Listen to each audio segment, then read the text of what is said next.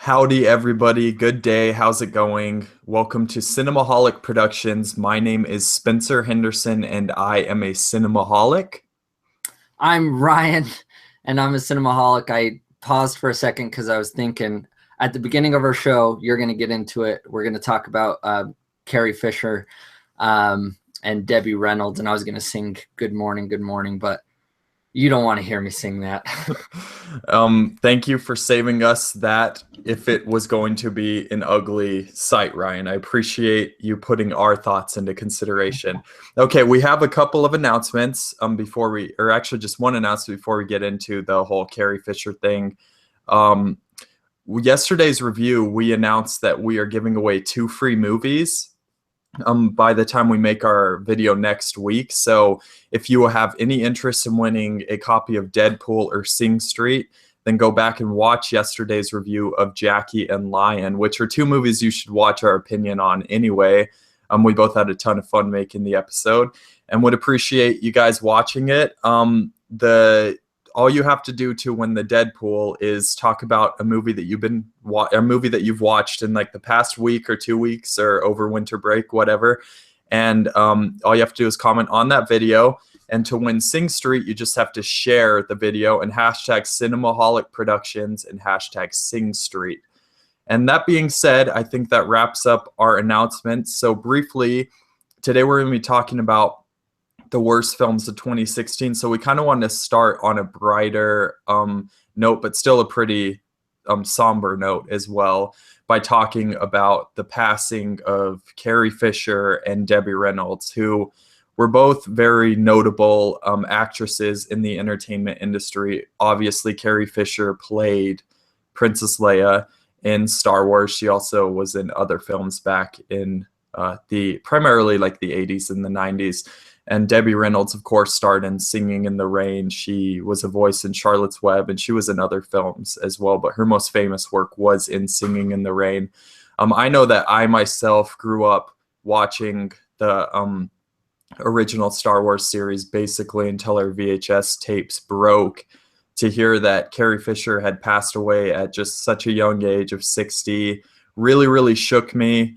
I posted an Instagram post and I said that she'd always be my favorite Disney princess. And I totally meant it, because I remember hearing when Star Wars got bought by Disney that Princess Leia, I thought, well, she's a princess, so technically she's a Disney princess now. And so I've always liked to say, when people say, hey, who's your favorite Disney princess? Say Princess Leia is my favorite Disney princess. And I will not stop saying that now. I totally stand by it. I think that Princess Leia really paved the way for female characters in general. And Debbie Reynolds, I actually just recently watched Singing in the Rain for the first time, and I was a huge fan of it. She was a very strong leading lady. Ryan, what do you have to say about all of this?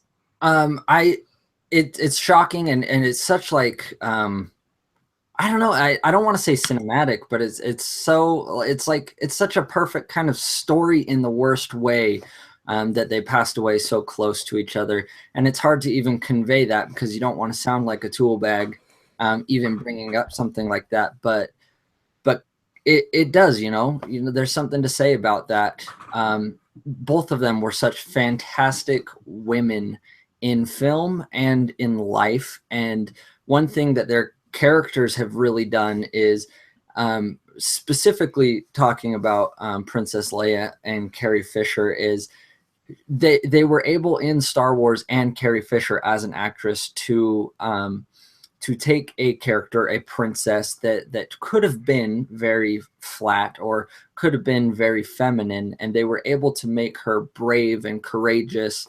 I think today how they make a woman courageous or brave is they try and make her masculine, and they're like, oh, beef her up or whatever. And that's not, Princess Leia is the perfect example of that she still is very feminine, but she also takes control and she owns, and she's so independent.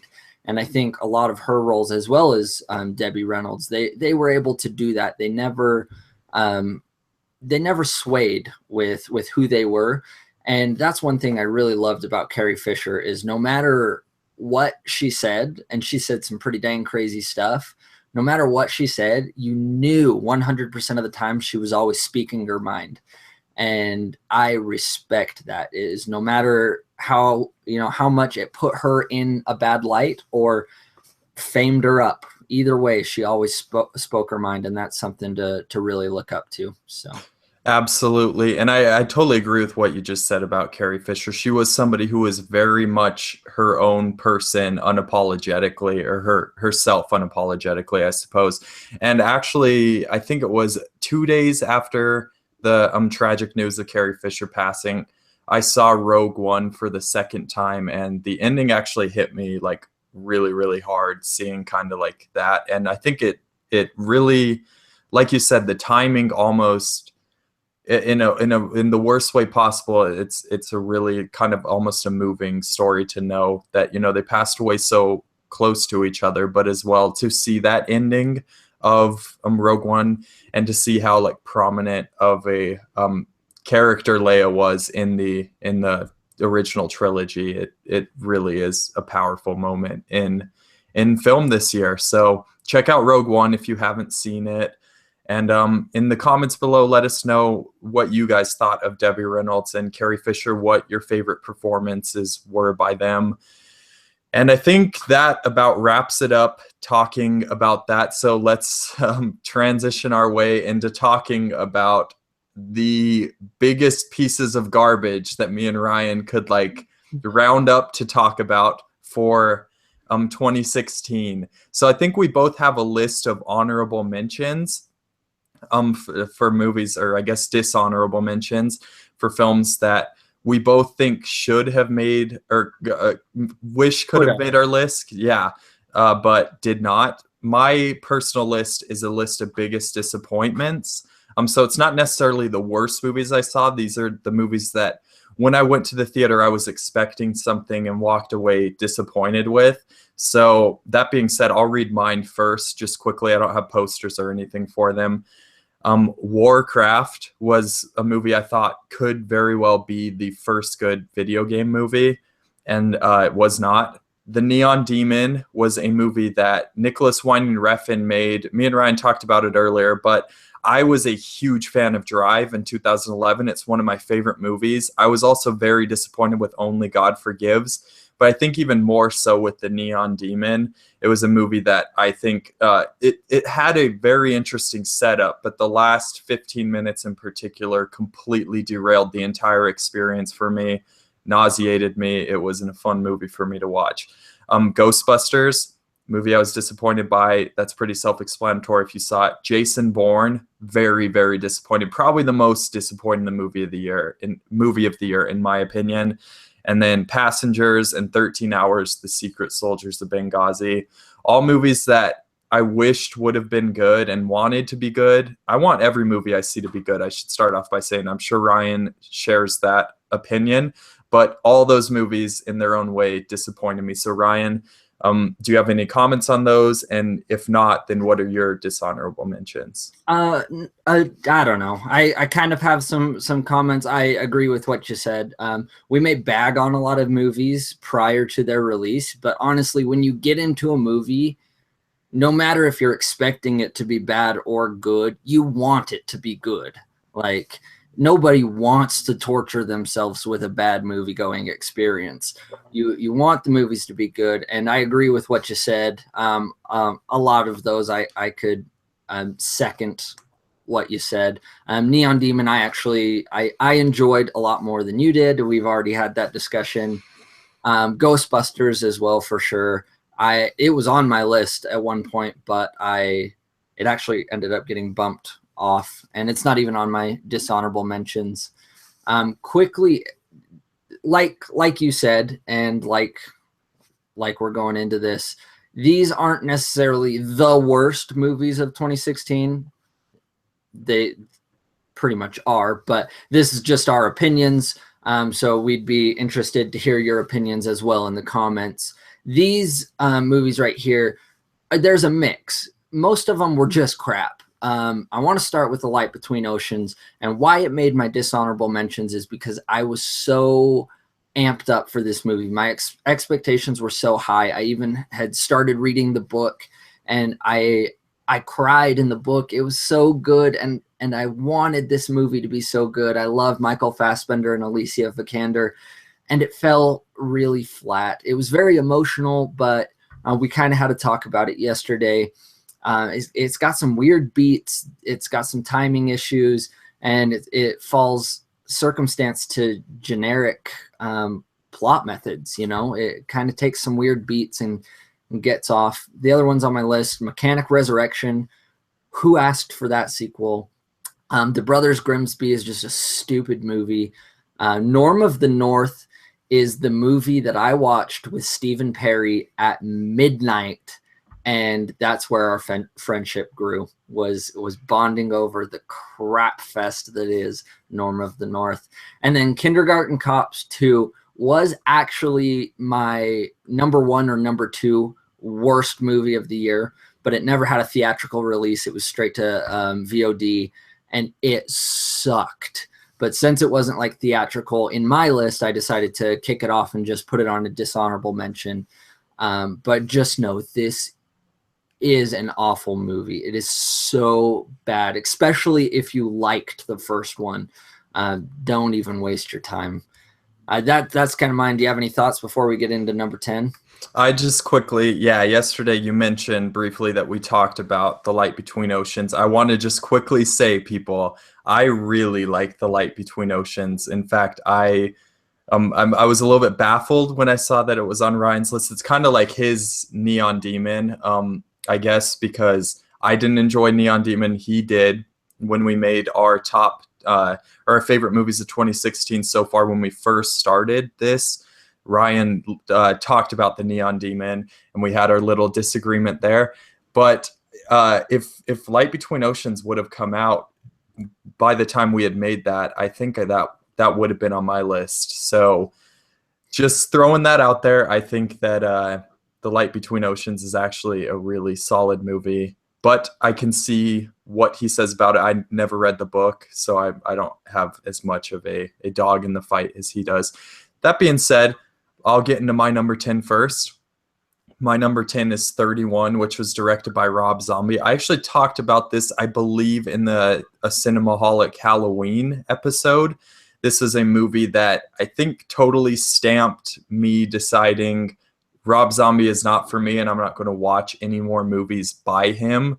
It was sadistic for sadistic's sake, and it just had to make an appearance on my list because there were some technical things that were done well about the movie, but overall, I did not enjoy the experience a single bit. I don't think Ryan saw this. I think I swayed him to not see it, but do you have any comments on it? No, I kind of had some intrigue that I may go see it, but I had no real plans of checking it out. And after our conversation, no.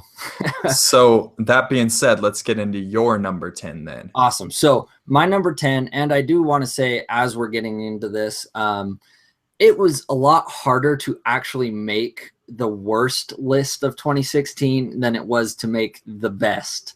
And I mean, the best was harder to actually like rank for me, but there were so many crappy movies this year. I purposely went and saw this because I figured it would end up on my worst of 2016. The Wildlife, some places it was released as two things, The Wildlife and Robinson Crusoe, I think. This movie was crap. I'm going to leave it at that. I had Norm of the North, and I have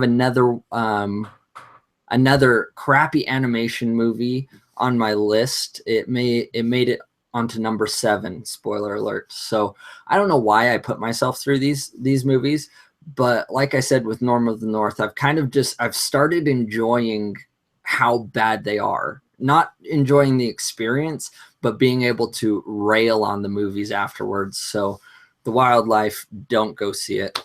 You just kind of said something interesting that I'll transition to my number 9 with, but you said that Yeah, it's kind of fun sometimes to go and watch a movie and then be able to rail on it. And I agree. This video is basically the only enjoyment that either of us are getting out of any of these movies.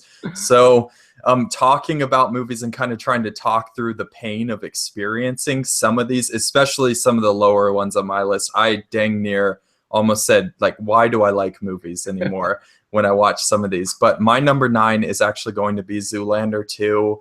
I saw this movie in theaters. We were talking about this a little bit before. I saw this with a group of people in theaters, and we all like hated it. We hated the experience of watching it. I hated my life watching this movie. I was so disappointed. The first Zoolander is a movie that I actually enjoy. I don't know what the general consensus is on it, but it's a movie that I thought was really, really funny. It was really clever. There are some classic lines in it. It's not perfect, but it's a fun little comedy. This one, I don't know if I even laughed one time in the entire movie. I really did not find it appealing at all. It's directed by Ben Stiller, who has made a couple interesting directorial efforts, I suppose. I think he directed Tropic Thunder. Tropic Thunder is a great comedy, in my opinion. And seeing this, it really just let me down. I don't know. Will this be making an appearance on your list at some point, Ryan? Yes, it's actually a lot lower on my list, like top 5 on my list. So I'm going to talk about it later. I'll save my comments and hop into my number 9, which is the Divergent series, Allegiant. Oh my gosh.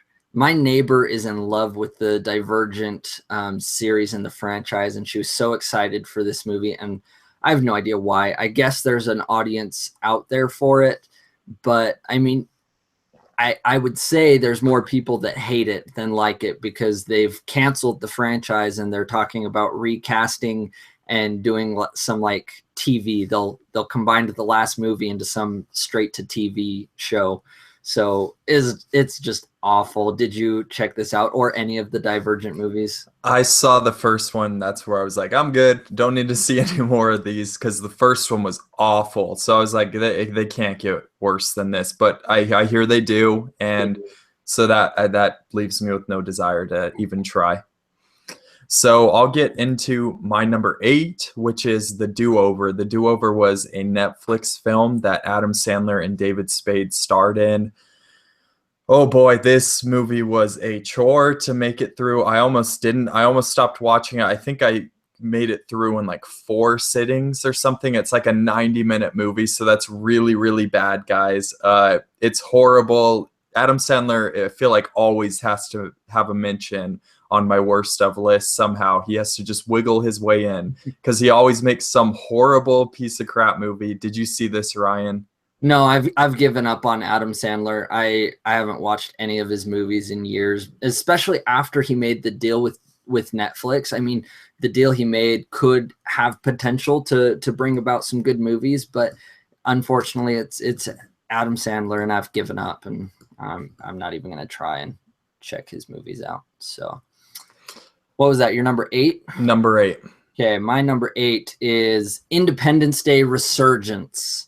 Now, I know a lot of people have this. Do you say higher or lower if it's closer to 1? I'd just say lower. Lower, because that makes more sense. I know a lot of people who have it a lot lower than me on their lists. This is another one. I admitted the other day that I haven't seen the Alien movies.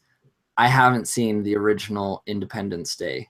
And so I feel like this movie wasn't as bad for me, because I didn't have the first experience of seeing Independence Day and enjoying that film, and then having it demolished by this movie. But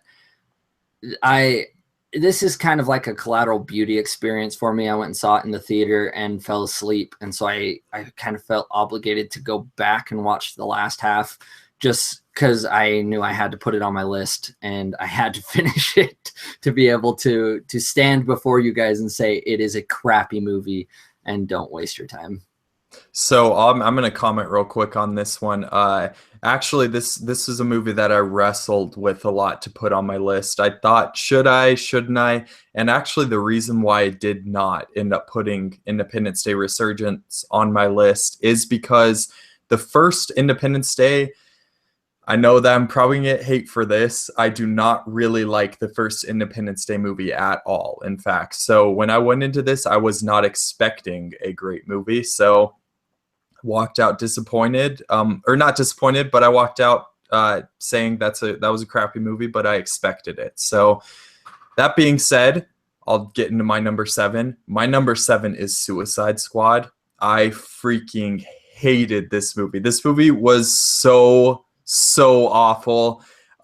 It literally blew my mind in parts how bad it was. It was just absolutely a mess from beginning to end. We start with a concept with Viola Davis playing Amanda Waller, saying that she needs to assemble a team, to take on if somebody like a bad Superman came down and attacked us. So she gets a group of like operatives, military operatives who are skilled in like hand-to-hand combat as well as arsenal combat. But she also needs people on her team, such as Harley Quinn, who is a mentally unstable lady who hits people with a baseball bat. And it's like, why would she need her? It seems like she'd be more of a liability. And then she also recruits a guy who throws a boomerang, a crocodile who like is super strong and eats people. And I guess I don't understand why those skills would be needed to take on somebody like a bad Superman. Will Smith's character, that made sense. But this is a movie of just filled to the brim with small details like that. That was just a quick example. I hated Suicide Squad. I think Jared Leto's kind of like interpretation of the Joker was so bad that I nearly couldn't believe I was watching it on the big screen. The editing was horrible. And I actually read after I watched the movie that the people who edited the trailer edited this movie to try to make it like more fun. And it totally is like a 2-hour trailer. It's so bad. Ryan, did you like this movie? I did. Oh, I didn't love this movie, but I enjoyed it. I walked out of it kind of having fun. More fun than I would like to admit that I had, but I can fully acknowledge every gripe and every bad thing about this movie. Especially what you said. This movie is full of exposition and unneeded exposition, as well as the biggest issue with it for me was the editing. And I wish we could have just seen the original cut. I feel like that could have been a step in the right direction. But I think what happened, and this is my biggest beef with DC in general right now and Warner Brothers, is they had Batman versus Superman, which apparently they had a bunch of reviews and stuff that were leaked that all the executives saw it and they gave it standing ovations. And then it came out and nobody really liked it. And the biggest comment was that it was so depressing. So then they look at this movie that very well could be depressing of Suicide Squad, and everyone reacted so well to the trailers, they kind of kicked the director out and they were like, hey, come in. And they had the trailer editors come in and re-edit the movie. So it's kind of like a Josh Trank Fantastic Four scenario where the studio just got way too involved and they turned out a piece of crap. I would argue this movie is worse than Trank's Fantastic Really? Four. Yeah, I hate it. Literally, for alone because the central relationship between the Joker and Harley Quinn, they're having you kind of like, they put you in a really nasty situation as an audience member because they're making you almost root for these characters and her to like get back with the Joker. And it's such a nasty, abusive, dysfunctional relationship that he literally like tortures her, like not only emotionally, but physically as well. And the ending where they get reunited, it's almost like a big triumphant moment in the movie. And just kind of like reading in between the lines of that scene really discombobulated me. And Fantastic Four had some pretty interesting like visual ideas. I thought the first third of the movie I didn't find to be horrible. Suicide Squad from beginning to end is literally one of the worst superhero movies I've ever sat through, in my opinion. So I want to get your opinion on this because this could make you hate it even more. I really like David Ayer, and I've liked the stuff that he's I worked do on, too. I especially absolutely Fury. am too. Hmm. But I was listening to an interview of him after, and they did quite a bit of reshoots on this to fit with the trailer editor's cut. And one thing that they did change, they actually changed in editing, and if you go back and watch, you can kind of tell they changed it. When they're reunited, Harley Quinn and Jared Leto, he's like, "Oh, it's so good to see you, whatever. I'm glad we rescued her." He actually pushes her out in the original cut. He pushes her out, and it's not like "Oh, I'm gonna save you." No, that's the abusive relationship. He pushes her back out of the helicopter, and they had to recut it, and then they reshot one angle so it looks like he's trying to grab her and pull her back in when they hit the bump and she falls out, as compared to Jared Leto just straight up like, aha, thanks, bye, and pushing her out. Did you hear about that? Do you have any thoughts on that? I didn't. And look, I guess I should also comment that the Joker's an evil character in DC. So it's not that I don't think that he should be nasty towards women. My beef with the movie is that, in case there's other people who enjoyed this movie, my beef is that they put you in the position as an audience member to try to make you root for this relationship or think that this relationship is something that her character needs. She seems very like, there are interesting psychological aspects to her character because it seems like she almost needs that relationship, and that's what felt really slimy and weird and gross to me. And they really objectified Margot Robbie in this movie, I felt, and really did not enjoy it one bit. So I feel like we should probably move on from Suicide Squad. Have you your number My seven, right? Okay. I'll do my seven really quick. I don't have much to say. Ice Age. What number is this? 4 or 5 or something like that? Something, yeah. Should have stopped at 1. I actually, looking back at it, I enjoyed the first one. I don't think it was necessarily a great movie, but I didn't even see 2, 3, 4. I didn't see anything past 1 to this one. I saw this one. I was like, what the heck is going on in space? It's that classic 21 Jump Street thing where it's like, you gotta one up. And then it's like, oh, Ice Age in space. What the heck? It is stupid. Well, what's your number? Have you seen this, or what's your number 6? I haven't seen it. I'm just go ahead and move on. My number 6 is Gods of Egypt. Oh boy, this is one of those movies that you watch and you're just like, man, I don't know where it happened, but something went wrong. Something went horribly wrong while they were making this movie. It is so bad, like so awful. Each performance in this movie is horrible.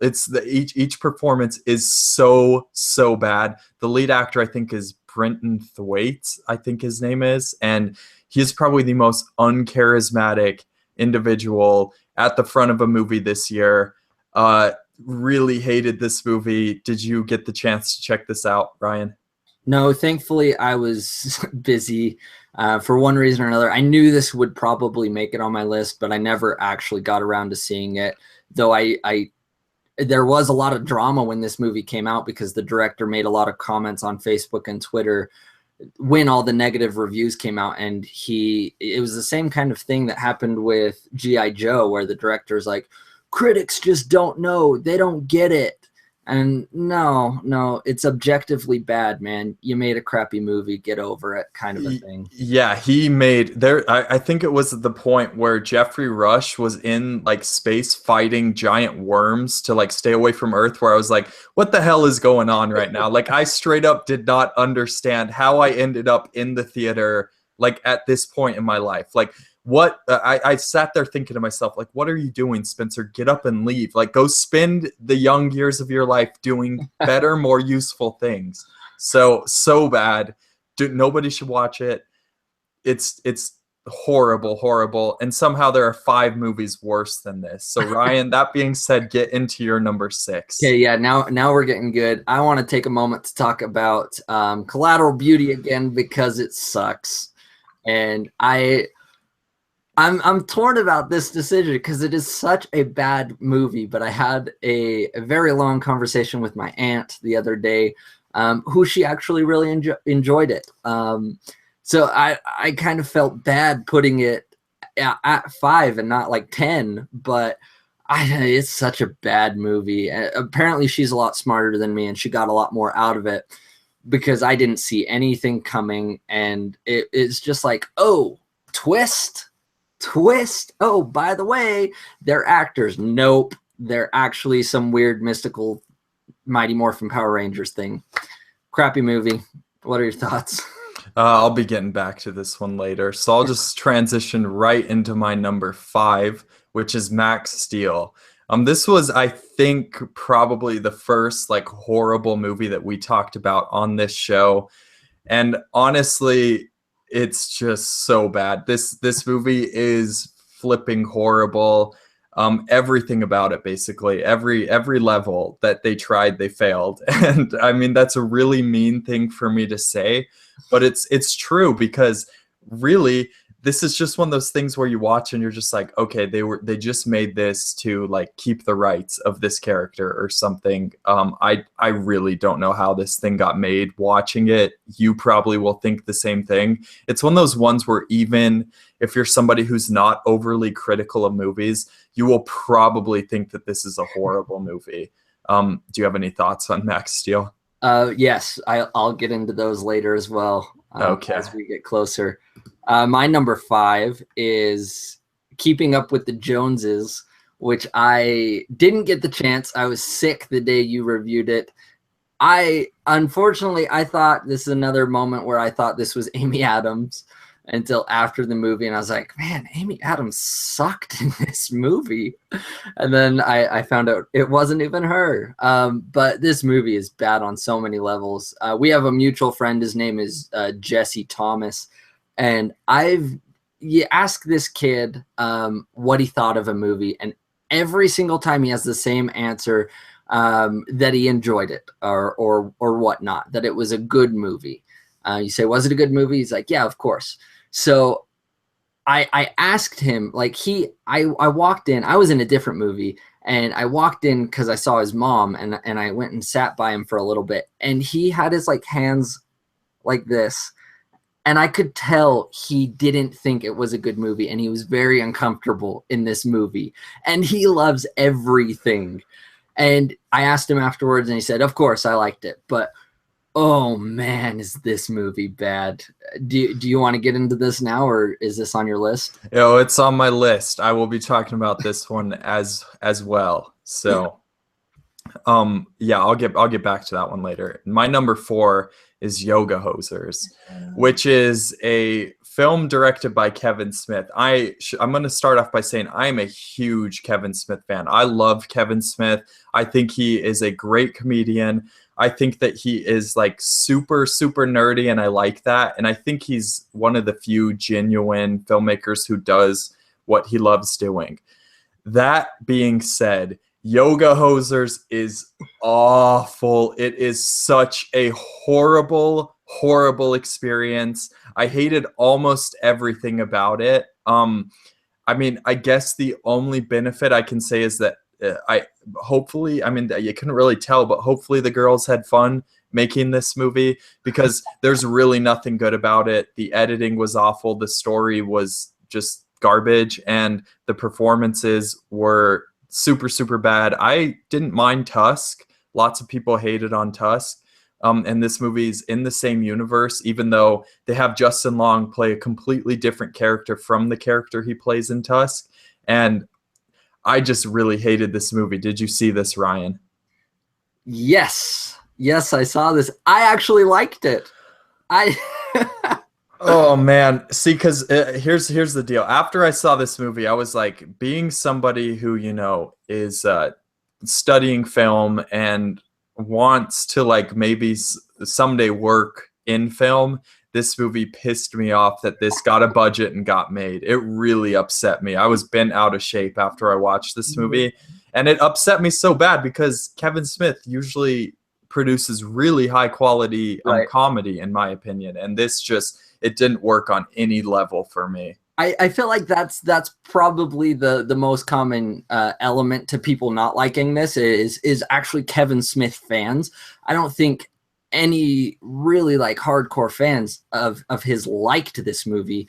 And I acknowledge not a lot of people in general like this movie, but for some reason, something about it worked for me. And I seriously, it's on Netflix right now. And probably once a week, I'm not even kidding, I'll go back and I'll watch the little segment at the beginning where it's just like, sorry about that. And I just think that's so funny for some reason. And this whole movie, it's stupid. It's a stupid movie, and it's about bratwurst Nazis. But I laughed. I don't know why. I still have my key. I'm dying right now from what I just heard. I just want you to know that. Oh man. I will. This is with the movies on both of our lists. I will acknowledge that it's not a good movie. But I was able to enjoy it. But I am a somewhat Kevin Smith fan. I'm not a hardcore fan. I've liked Clerks, Mallrats. I didn't see Tusk. I'm not a huge gore and horror kind of guy, so I never went and saw that one. But he is very good at horror, and I could tell that this movie isn't necessarily a Kevin Smith movie. This was Kevin Smith getting his friends and making a sequel to Tusk, because they had fun making Tusk. So it is what it is. Fair enough. Yeah. I don't know. Just from the guy who made Chasing Amy, I feel like I expect a tiny bit more. So let's get into your number 4. Okay. My number 4 is Masterminds. Shit. This movie sucks beyond compare. Like top 4, obviously. I mean, this movie is so bad. And I want to take a moment to just say, what's her name? I can't even remember her name right now. Saturday Night Live girl. Oh, Kate McKinnon, the one you hate on. Yeah. Anything that she's in automatically makes top 10. Like, I can separate myself. And if she does actually act in a movie, I will give her credit when credit is due. But it's the same thing as Ghostbusters. It's the same thing as everything else. She just sits in the back doing this the whole time. And there's a stupid joke. It's in one of the trailers about fart transplants because they're sitting on each other's butts. It's such a stupid movie. Did you see this one? I didn't. It's the guy who made Napoleon Dynamite, right? I don't know. I think it is. And I was a huge fan of Napoleon Dynamite. I like so that's Napoleon really Dynamite, disappointing. Crap. This is garbage. Okay, I won't watch it then. You've talked me out of it. I'll move into my number 3. My number 3 is Keeping Up with the Joneses. Actually, Ryan just talked about this one. And I thought for a long time when I watched this movie that I would not be able to see a movie that was worse than Keeping Up with the Joneses. And somehow I managed to see like 2 movies. And the reason why I chose those 2 above it is because the other 2 movies downright offended me.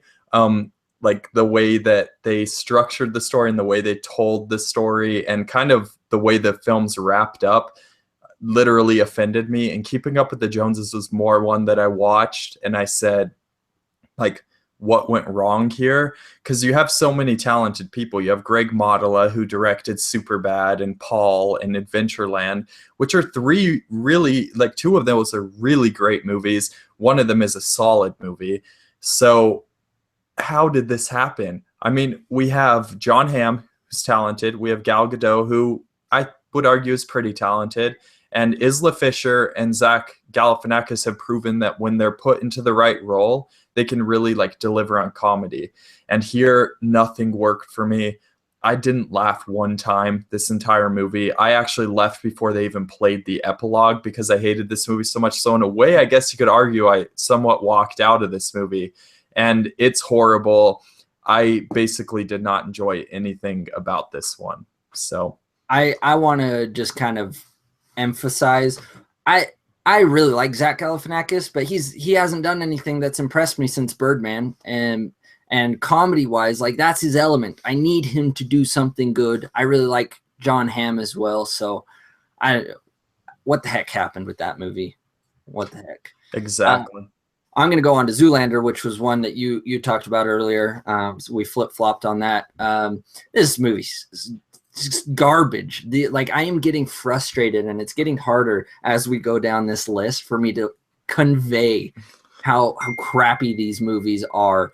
And this one, I liked Zoolander, and this is one that I had hopes. I was like, come on, you can do it. I'm not a huge fan of remakes. I'm not a huge fan of like distant sequels, like, oh, we've waited 10 years, now we're gonna kind of, like you said with Max Steel, it's like we're gonna make a movie to retain the rights to this, or maybe there's still some money in Ben-Hur.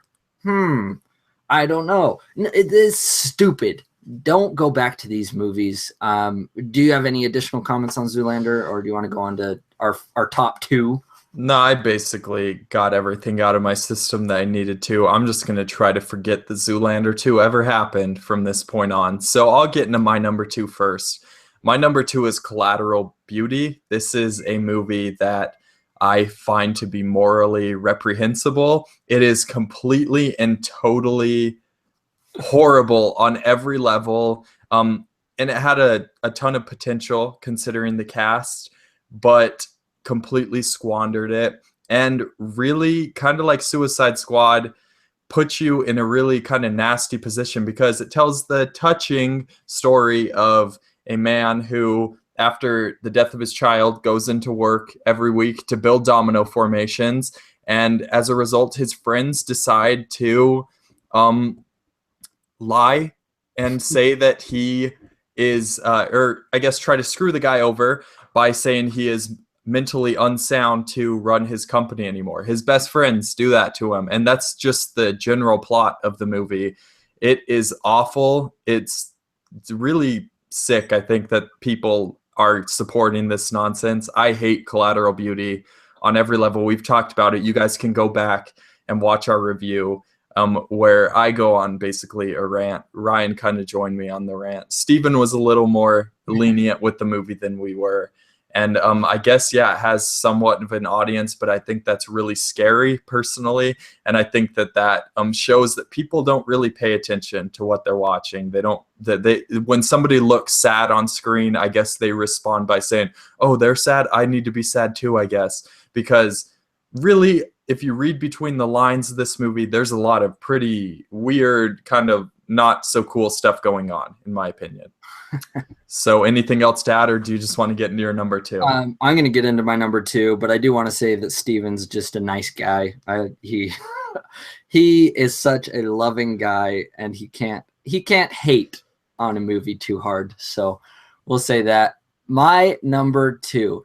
My number 1 and number 2 have become jokes in Cinemaholic, and they've kind of carried on. So that's kind of what did the deal, is that these movies were so bad that they are still being brought up today. And Spencer, for my number 2, on my wall on my Facebook profile, he posted about this one, and I want to read what he said. I wish I screenshotted it and brought it up, but he said, "Happy birthday, Ryan. Keep an eye out for any raccoons today. I hear they can sneak into trash cans and be an effective scare tactic." Man, Shut In was crap. This movie was so bad. I think this and Max Steel still hold a 0% on Rotten Tomatoes. They are so bad, and Shut In just has nothing new or unique to add to any genre, let alone the horror genre. It's not executed well. It has really good talent in it that completely phone it in. It looks like these guys got together for a paycheck for 2 weeks, 3 weeks, shot it quick, got out for exactly like you said. I think this is like Collateral Beauty and some others that we have talked about that were made, and it depresses me because it's made and they don't think we understand. And it's embarrassing that people can go into these movies and like them because I'm really going to hate on this. And so if you enjoyed any of these movies, power to you. I'm glad you had a great experience, but it's embarrassing because it's so generic and so flat and so gross and disgusting that Hollywood and people in general are making these movies. Make something that entertains us. Don't just phone it in hopes of getting a quick buck.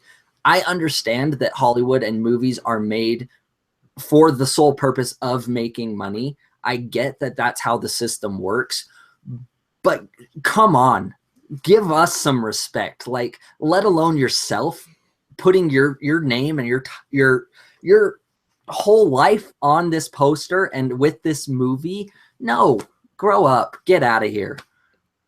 Okay, so that rant actually perfectly applies to the film I'm just about to talk about. Guys, my number one film is a film that when I watched it, I was so baffled by what I just saw that the film literally was reminiscent of something like Troll 2 or The Room. And that film is Nine Lives. Nine Lives stars Kevin Spacey, Jennifer Garner, Christopher Walken, and is directed by Barry Sonnenfeld, who directed Men in Black. This movie, I honestly, I wrote something that I'm actually going to read real quick after I saw Nine Lives. So I said, Nine Lives is a film that is bafflingly bad. It is a film that is not only poorly done on a technical level, but a movie that is downright offensive. At several points in the film, I asked myself who in the cast or crew owes the mob money.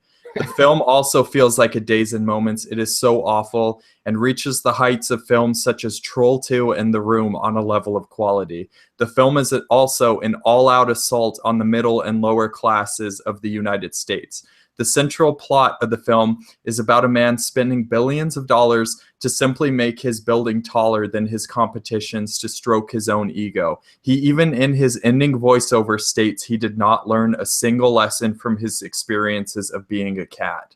So to tell you guys about the plot of this movie, this tells the story of a man played by Kevin Spacey, who is a great actor. I'm a huge fan of House of Cards. I love American Beauty, LA Confidential. He's been in some great movies, guys.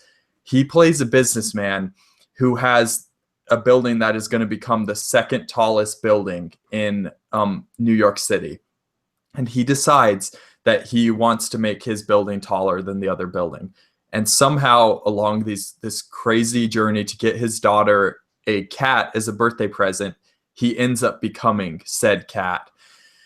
And what follows is like a nightmare. That's the best way to describe it. I felt like I was in a nightmare watching this movie. I was like, this can't be real. I have to be dreaming right now. There were moments in this movie where I literally thought that I was dreaming. It is so bad. There is like laughably bad CGI in the movie. They have scenes where the cat, throughout the movie, they use the same meowing effect throughout the entire movie, and the cat's mouth does not even move when it does the meowing. They put absolutely no effort into this movie. Like I said, my theory is somebody owed like the mob or the drug cartel money, because this movie, it feels like they put it together in like a week. And poor Jennifer Garner, I don't even know what to say. What they do to this lady in this movie, she's more objectified than any female has been in any Transformers movie, and they don't even get like overly sexual. That's not what I mean. I mean what they make her do,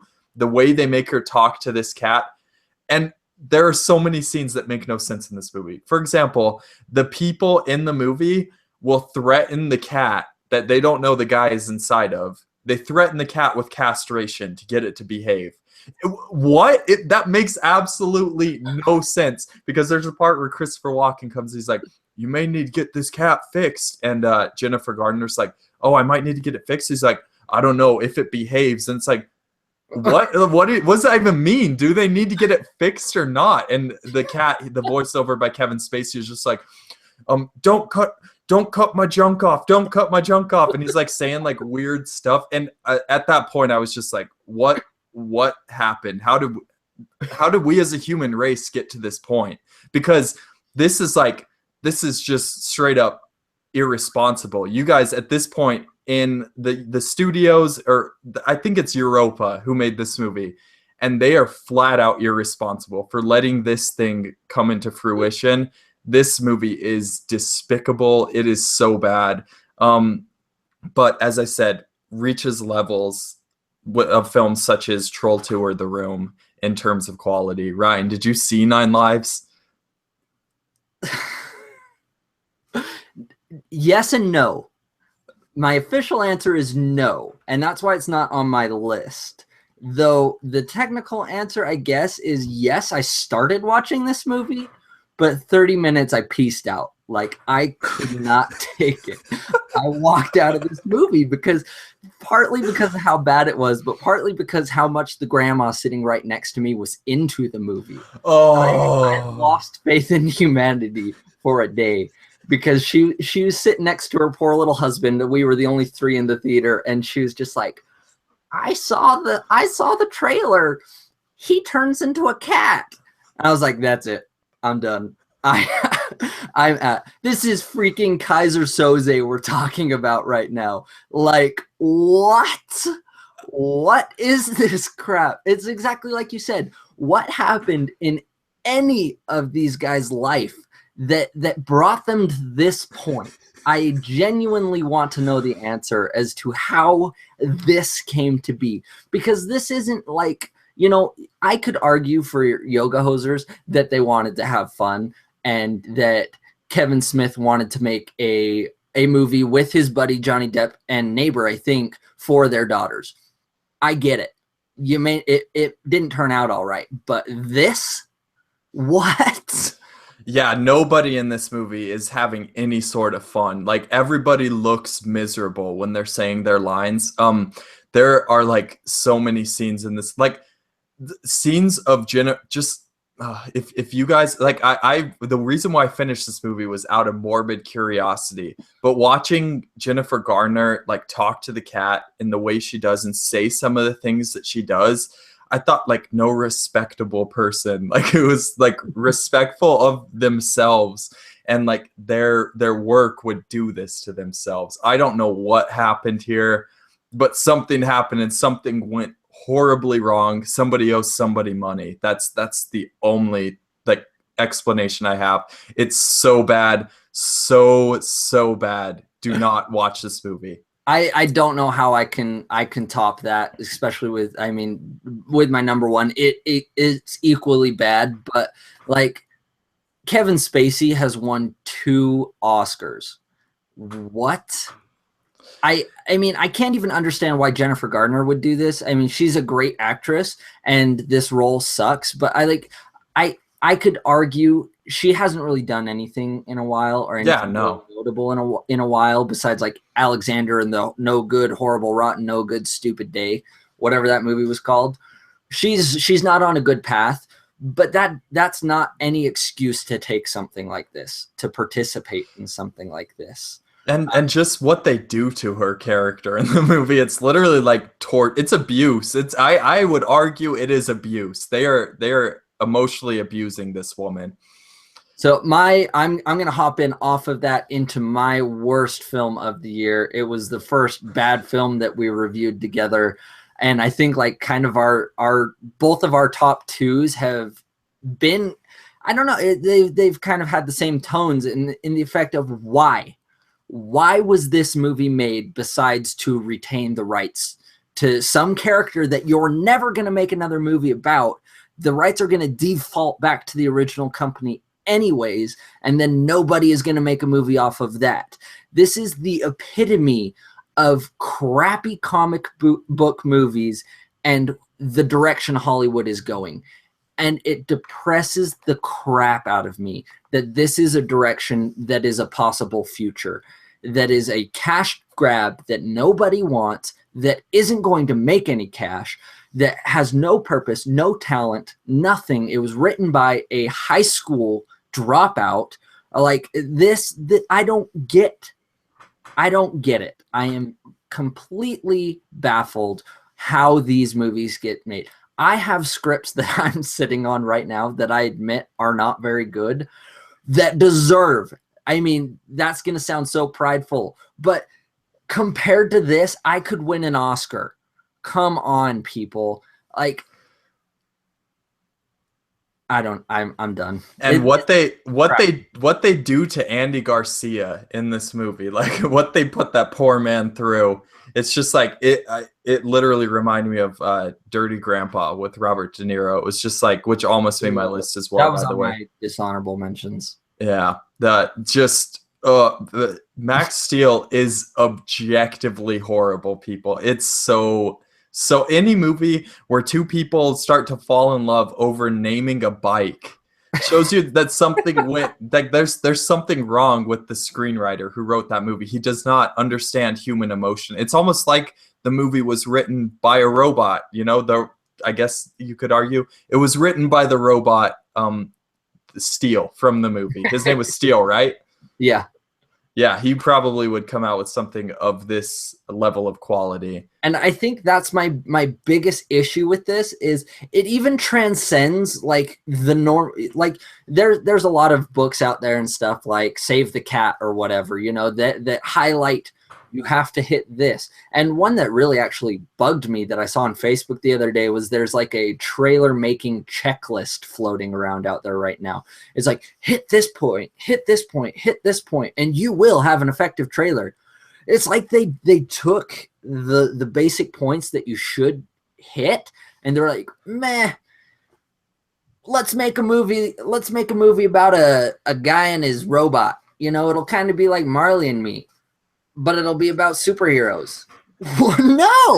No, you can't. They didn't even hit the points that a crappy movie hits, that Collateral Beauty tried to hit.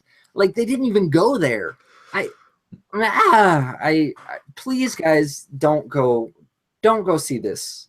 Don't support the Marley and Me of superhero movies. I think that'll sum up, like, and that'll wrap up the point of our top 5 is like these movies are so bad that, I mean, some of these movies, like, I would even suggest going to just to get, like, Norm of the North. I would tell everyone to go and watch Norm of the North because it's a bad movie, and you can have so much fun acknowledging how bad it is because me and Steven like bonded. But the top 5 on this list is it's a highlight of things and movies and concepts and ideas that you should not go see because you can't tell Hollywood that we want this. You can't tell the people who made Max Steel, oh yeah, make Max Steel 2. No, don't go do this because there are so many gems that we're going to be talking about in a week or two with the 2016, the best of. There's so many movies that are good that you should go see that aren't being made big budget, that aren't being released wide, that are being like limited art house films or that are going straight to VOD because people don't go see them. So please put your money where art should be and go see good movies. End rant here. Follow me on Twitter and Instagram at Rye_Gordon. Let us know in the comments what your worst of 2016 are. Spencer, do you have anything else to wrap us up? You guys can follow me on Twitter at SpinnyHand. I just want to quickly say next week on Sunday, we are going to be talking about A Monster Calls and Hidden Figures, which are 2 2016 releases. We're trying to get the last couple films that we have not seen in 2016 yet. I know that I said that I will not make the 2016 list until I have seen Silence. But we will be getting that to you guys in just a couple weeks. As I said as well, make sure to go watch yesterday's video for the information to win either Deadpool or Sing Street. The timestamp is in the description. I believe it's just Blu-ray contest, I believe is what it is under. But that being said, no, I do not have any more announcements. Thank you guys for watching. Like, comment, and subscribe. Ryan, you don't have anything else to say, do you? Nope. See you guys next week.